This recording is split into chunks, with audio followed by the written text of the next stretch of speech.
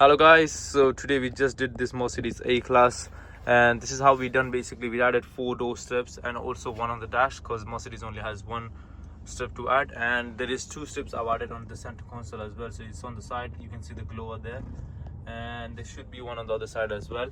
And also the footwells are done as well. It's a really bright day, so you won't be able to see that much, but this is how it is. Basically the door strip stands out a little. Even if this is a daytime, you can still see the visible lighting, and there will be the handle lights on the 4 doors as well. So that's how the handle light is, trying to get the focus. And also there is a story light as well, which is on the top.